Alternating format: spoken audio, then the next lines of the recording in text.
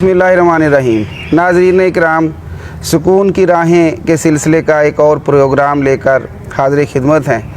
आज हम तिब के हवाले से बात करेंगे और एस्प्रीन के बारे में बात करेंगे। हमेशा की तरह हमारे साथ जनाब डॉक्टर शमीम उल हक साहब मौजूद हैं।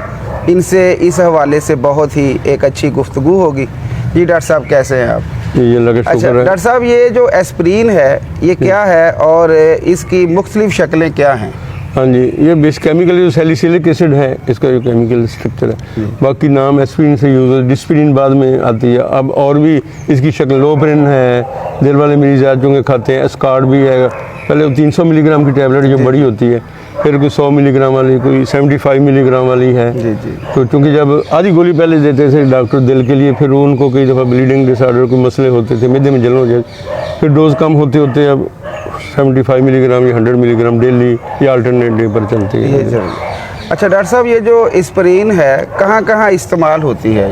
इसका एस्प्रीन का इस्तेमाल? हाँ जी बिल्कुल, हाँ, सर दर्द के लिए आमतौर पर खाते हैं लोग, सर दर्द के लिए, जिस्म दर्द के लिए, और कई बाद लोग तो लगातार खाते हैं। उसके बाद प्रॉब्लम हो जाती है, ज़्यादा शुरू हो जाती है, और उसके बाद जो है इसके अलावा खाते हैं हम खून पतला करने के लिए, जिसम में जो खून पतला, और बाद का खून जम जाता है टांगों में, या हार्ट अटैक जो होता है उसमें भी हम एस्प्रीन यूज़ करते हैं।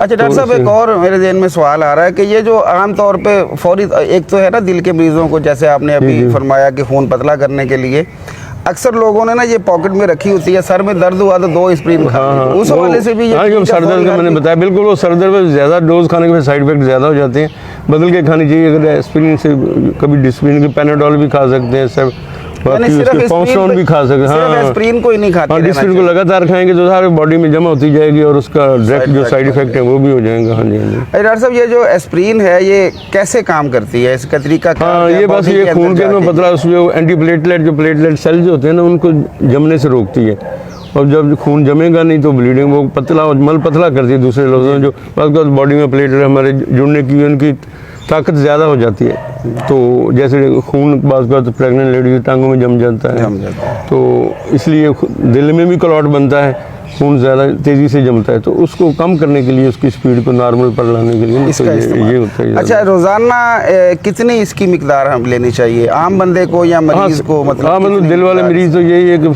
75 मिलीग्राम लेते हैं, 100 मिलीग्राम लेते हैं, लेकिन जो दूसरे लोग हैं सर दर्द वाले वो पूरी गोली खाते हैं, लेकिन वो फिर कभी कभी खानी चाहिए, ज़ाहिर है कि उसके लिए। अच्छा डॉक्टर साहब, ये जो ज़ाहिर है कोई भी मेडिसिन हम खाते हैं उसका फ़ायदा भी होता है, साइड इफ़ेक्ट भी होते हैं, तो क्या एस्प्रीन के भी कुछ साइड इफ़ेक्ट्स हैं?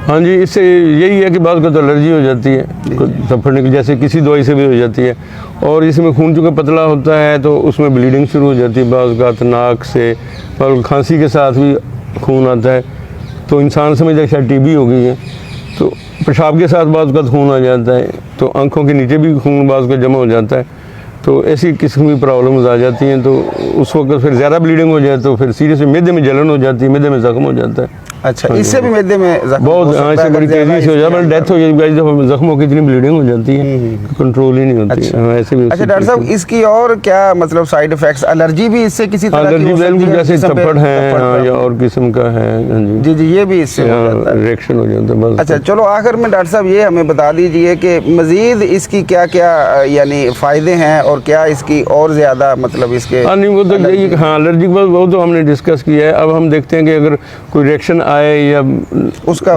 थूक में खून आ जाए बाज़ का, तो बाद का डेंटिस्ट के बाद जो ब्लीडिंग नहीं रुकती, कोई एस्प्रीन ले रहा होता है, इसलिए कई दफ़ा डेंटल सर्जन कहता है कि आप जो खून पतला करने वाली गोलियाँ, क्लोपिडोग्रिल है या एस्प्रीन है, ये 3-4 दिन पहले बंद करके आए। कोई हार्ट पेशेंट ले रहा होता है, क्योंकि वो अगर ब्लीडिंग ज़्यादा वो ही नहीं कंट्रोल होनी, वो प्रॉब्लम फिर हो जाती है बाज़ का। ऐसे ही जो है ब्लीडिंग, अगर पेशाब में खून आ रहा है या खांसी में या मैदे में जलन ही बहुत तेज़ाब या खून की उल्टी आ गई है बड़ी, तो फौरी तौर पर इसको बंद करना चाहिए और डॉक्टर से रब्ता करना चाहिए, और फिर आपको मुतबादल या वक्फे से फिर करना चाहिए। अगर प्रॉब्लम साइड इफेक्ट फिर एक दिन छोड़कर भी खा सकते हैं, बाज़ का तो 2 दिन छोड़ के भी खा सकते हैं, और डॉक्टर आपको बता सकता है कि आपकी बीमारी भी ना बढ़े और इसके साइड इफेक्ट, दोनों चीज़ों को मद्देनज़र रखना होता है, क्योंकि अगर बीमारी कंट्रोल होती है तो दूसरी तरफ एक नई बीमारी शुरू हो जाएगी ब्लीडिंग की, जो वो बड़ी सीरियस हो सकती है।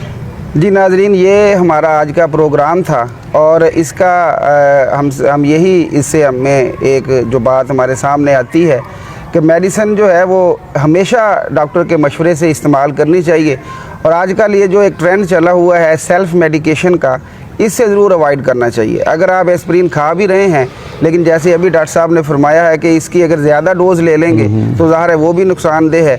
तो इसी तरह कोई भी दवाई है, जो दवा है जो हम लेते हैं, मेडिसिन लेते हैं, चूँकि आजकल दौर भी ऐसा ही है परेशानी का, मसाइल का, लेकिन हमेशा डॉक्टर के मशवरे से इस्तेमाल करनी चाहिए।